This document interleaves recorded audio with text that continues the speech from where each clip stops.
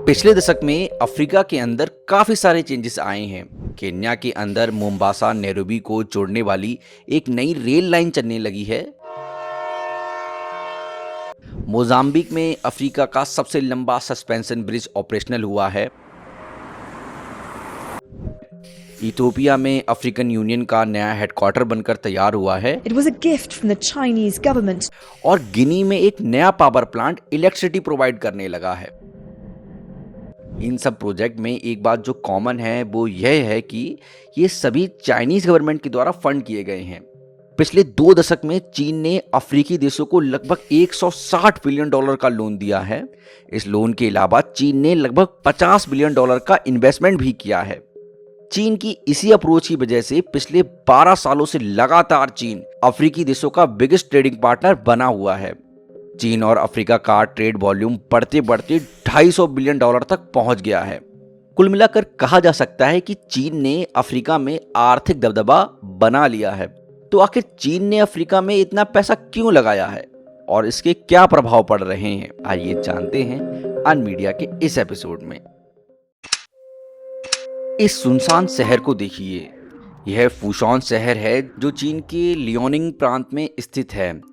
इस शहर के अधिकांश घर और सड़कें खाली हैं। यह शहर जितने लोगों के लिए प्लान किया गया था उसकी अपेक्षा यहाँ काफ़ी कम लोग रहते हैं। ऐसे वीरान शहरों को घोस्ट सिटीज़ कहा जाता है और पूरे चीन में इस तरह की कई घोस्ट सिटीज़ हैं। खाली घरों की बात करें तो चीन में 50 लाख से भी अधिक घर खाली हैं, उनमें कोई नहीं रहता है। चीन का होम वैकेंसी रेट भी पूरी दुनिया में सबसे ज़्यादा है। इस खाली से ब्रिज को देखिए। यह हांगकांग जुहाई मकाओ ब्रिज है जो इन 3 बड़े शहरों को जोड़ता है। इसको बनाने में करीब 19 बिलियन डॉलर का खर्चा आया था, पर इस पर चलने वाले वाहनों की संख्या बहुत कम है। ब्रिज पर कलेक्ट होने वाले टोल से शायद ही कभी इसको बनाने का खर्चा निकल पाए। ऐसे ही चीन में कई और भी अंडर यूटिलाइज्ड ब्रिजेस हैं। इस रेलवे स्टेशन को देखिए। ये बुलेट ट्रेन का उरमची स्टेशन है जो चीन के जिनजियांग प्रांत में स्थित है। उरमची को bullet train, normal train, airport, multi lane highway सबसे जोड़ा गया है, जबकि यहाँ इतनी आबादी ही नहीं है कि ये इंफ्रास्ट्रक्चर इकोनॉमिकली वायबल हो सके। उसके बाद भी यहाँ हर तरह का इंफ्रास्ट्रक्चर मौजूद है। अब आप सोच रहे होंगे कि ये सारा इंफ्रास्ट्रक्चर इस्तेमाल ही नहीं हो रहा है तो चीन इन्हें बनाता ही क्यों है और इसका अफ्रीका से क्या लेना देना है। तो आइए इसे समझते हैं।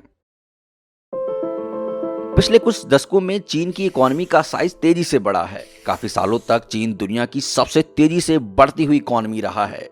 चीन ने इस ग्रोथ रेट का एक बड़ा हिस्सा रियल एस्टेट और इंफ्रास्ट्रक्चर को बिल्ड करके मेंटेन किया हुआ था।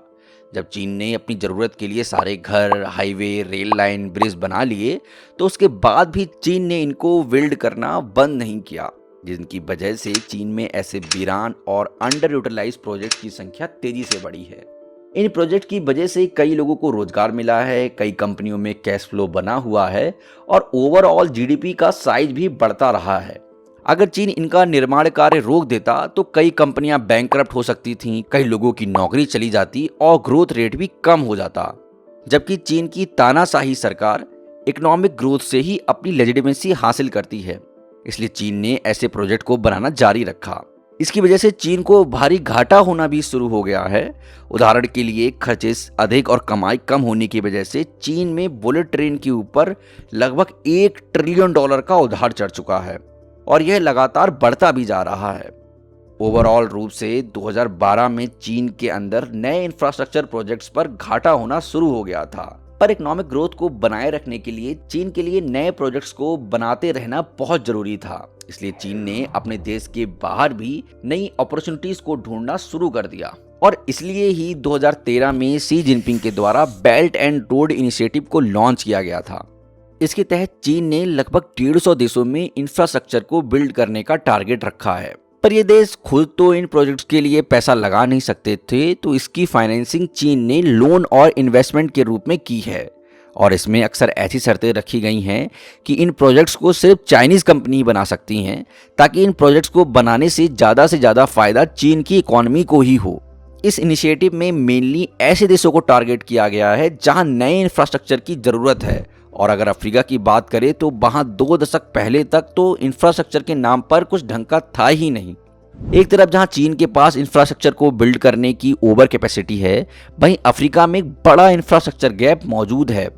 अफ्रीका को लगभग हर साल अपने इंफ्रास्ट्रक्चर के लिए 130 से 170 बिलियन डॉलर के फंड की जरूरत होती है, जिसका आधा ही वो जुटा पाते हैं। हर साल इंफ्रास्ट्रक्चर के लिए 68 से 108 बिलियन डॉलर कम पड़ जाते हैं। ऐसे में चीन और अफ्रीका एक दूसरे के लिए सप्लीमेंट्री साबित हुए हैं। एक दो देशों को छोड़कर चीन ने लगभग हर अफ्रीकी देश में कोई ना कोई प्रोजेक्ट बनाया है या वो बनाने वाला है। इसके लिए चीन अफ्रीकी देशों को 1200 से भी अधिक लोन दे चुका है। चीन बाहर के देशों में ग्रोथ पोटेंशियल तलाश रहा था और अफ्रीका अभी ग्रोथ के मामले में वही है जहां 1990 के आसपास चीन था। तो चीन अफ्रीका के इस पोटेंशियल इकोनॉमिक बूम में फैसिलिटेटर होना चाहता है ताकि अफ्रीका के सहारे वो अपनी ग्रोथ रेट को बनाए रखे। इन कोबाल्ट माइंस को देखिए। ये माइंस अफ्रीका के डेमोक्रेटिक रिपब्लिक ऑफ कॉन्गो में स्थित हैं। विश्व का 70% कोबाल्ट DRC की इन्हीं खानों से निकाला जाता है। इन कोबाल्ट माइंस में 15 माइंस तो अकेले चीन ही ऑपरेट करता है। दरअसल कोबाल्ट बैटरी को बनाने में इस्तेमाल होता है और विश्व जैसे जैसे इलेक्ट्रिक व्हीकल्स की तरफ ट्रांजिशन कर रहा है, विश्व में कोबाल्ट की मांग तेजी से बढ़ी है। और कोबाल्ट जैसे जरूरी नेचुरल रिसोर्सेज पर एक्सेस को बनाए रखने के लिए चीन ऐसे देशों को BRI इनिशिएटिव के तहत अपने इन्फ्लुएंस में लेता जा रहा है। चीन को दुनिया की फैक्ट्री भी कहा जाता है। पिछले कुछ दशकों में चीन एक बड़े मैन्युफैक्चरिंग पावर हाउस के रूप में उभरा है। इस मैन्युफैक्चरिंग सेक्टर को बनाए रखने के लिए चीन को बहुत सारे नेचुरल रिसोर्सेज की जरूरत है और अफ्रीका इन नेचुरल रिसोर्सेज के भंडार के ऊपर बैठा है। पर एक दशक पहले तक तो अफ्रीका की अधिकांश माइंस छोटी और इनफॉर्मल ही थी, जहां बहुत ही कम मशीनों के साथ माइनिंग हो रही थी और इन नेचुरल रिसोर्सेज को माइंस से कोस्ट तक ट्रांसपोर्ट करने का सिस्टम भी बहुत पुराना और इनएफिशिएंट था। चीन ने इन्हीं रिसोर्सेज पर अपनी पहुंच बनाने के लिए कई देशों को माइनिंग, पावर और ट्रांसपोर्ट सेक्टर के लोन दिए हैं। इन लोन्स की किस्त को निपटाने के लिए ये देश अपने नेचुरल रिसोर्सेज को चीन को ही बेच रहे हैं। उदाहरण के तौर पर अगर अंगोला की बात करें तो 2020 में अंगोला ने अपने टोटल ऑयल एक्सपोर्ट का 61% अकेले चीन को ही किया था। और अगर पूरे अफ्रीका की बात करें तो अफ्रीका का चीन को टोटल एक्सपोर्ट 105 बिलियन डॉलर तक पहुंच गया है और इसका एक बहुत बड़ा हिस्सा सिर्फ नेचुरल रिसोर्सेज का ही है। इलेक्ट्रिक कार, सोलर पैनल और स्मार्टफोन जैसे गुड्स के प्रोडक्शन में रेयर अर्थ एलिमेंट्स कच्चे माल के रूप में इस्तेमाल होते हैं और चीन ने इनकी मैन्युफैक्चरिंग पर अपना डोमिनेंस बनाए रखने के लिए ऐसे अफ्रीकी देशों को अपने इन्फ्लुएंस में लिया है जहां इनकी माइंस बड़ी मात्रा में है। चीन इन नेचुरल रिसोर्सेज तक अपनी पहुंच बनाए रखकर अपने आप को मैन्युफैक्चरिंग सुपर पावर बनाए रखना चाहता है। चीन पर डेट ट्रैप डिप्लोमेसी के भी आरोप लगते रहते हैं। डेट ट्रैप डिप्लोमेसी दो देशों के बीच एक ऐसा फाइनेंशियल रिलेशन होता है जिसमें एक अमीर देश एक गरीब देश को जानबूझकर ऐसे लोन देता है कि गरीब देश वो लोन वापस ही ना कर सके। और जब गरीब देश लोन वापस नहीं कर पाता है तो अमीर देश लोन के बदले उसकी जमीन के किसी हिस्से पर, नेचुरल रिसोर्सेज पर या किसी और इम्पोर्टेंट एंटिटी पर कब्जा कर लेता है। चीन पर लगने वाले इन आरोपों में कुछ सच्चाई भी है, लेकिन मीडिया में इन आरोपों को बहुत ही बड़ा चढ़ाकर दिखाया जाता रहा है। डेट ट्रैप डिप्लोमेसी इतना बड़ा विषय है कि इस पर तो एक अलग ही वीडियो में बात करी जा सकती है, पर यहाँ पर हम बाकी क्रिटिसिज्म को डिस्कस करेंगे। अफ्रीका में चीन ने जितने भी प्रोजेक्ट बनाए हैं, लगभग हर प्रोजेक्ट को किसी चाइनीज फर्म ने ही फाइनेंस किया है, किसी चाइनीज कंपनी ने ही बिल्ड किया है। कंस्ट्रक्शन के दौरान वर्कर्स को भी चीन से ही लाया जाता रहा है और यहाँ तक कि कई प्रोजेक्ट्स को चाइनीज कंपनी ही ऑपरेट कर रही हैं। अधिकांश मामलों में रिसीविंग कंट्री को कंस्ट्रक्शन के लिए अपनी मर्जी की कंपनी चुनने का या अपने लोगों को हाई पेइंग जॉब देने की कोई छूट नहीं दी गई थी, जिसकी वजह से अफ्रीकी देशों को शॉर्ट टर्म में कम से कम फायदा ही हुआ है। और चीन जो डॉलर इन अफ्रीकी देशों को देता है वो वापस घूमकर चीन की इकोनॉमी में ही चले जाते हैं। चीन ने अफ्रीका में फॉरेन एड के रूप में जितने भी डॉलर दिए हैं उनमें इन्वेस्टमेंट का हिस्सा छोटा है, जबकि लोन का हिस्सा इन्वेस्टमेंट के 3 गुने से भी अधिक है और इन लोन्स की शर्तों को भी पब्लिक नहीं किया जाता है।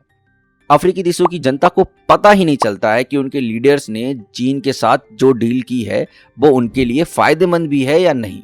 डील्स में होने वाली इसी सीक्रेसी की वजह से इन प्रोजेक्ट्स में बड़ी मात्रा में करप्शन के मामले भी सामने आते रहे हैं। इन प्रोजेक्ट्स को बनाने से पहले चीन कोई भी फिजिबिलिटी स्टडी नहीं करता है जिससे ये पता चल सके कि इन प्रोजेक्ट्स को बनाने से कोई फायदा भी होगा या नहीं। इस वजह से पूरी दुनिया में कई प्रोजेक्ट्स व्हाइट एलिफेंट के रूप में खड़े हुए हैं जिनसे रिसीविंग कंट्री को कोई भी इनकम नहीं हुई है और प्रोजेक्ट्स की किस्त निपटाने में इन देशों को मुश्किलों का सामना करना पड़ता है। कुल मिलाकर कहा जा सकता है कि अगर रिसीविंग कंट्री के लीडर्स करप्ट और शॉर्ट साइटेड हैं तो उनके देशों को चीन से लोन लेने का काफी खामियाजा भुगतना पड़ सकता है। पर अगर लीडर्स दूरदर्शी हैं तो वो देश चीन के प्रेजेंस का फायदा भी उठा सकते हैं। 2012 में 15 अफ्रीकी देशों के युवाओं के साथ एक कॉम्प्रिहेंसिव सर्वे किया गया। इस सर्वे के अनुसार 76% यूथ ने चीन के इन्फ्लुएंस को पॉजिटिव बताया है, जबकि अमेरिका के लिए यह आंकड़ा 72% और भारत के लिए 68% है। चीन ने अपने इन्वेस्टमेंट के माध्यम से अफ्रीकी युवाओं के बीच अच्छी पैठ बना ली है। इस इन्फ्लुएंस का फायदा चीन कई तरीके से उठा रहा है।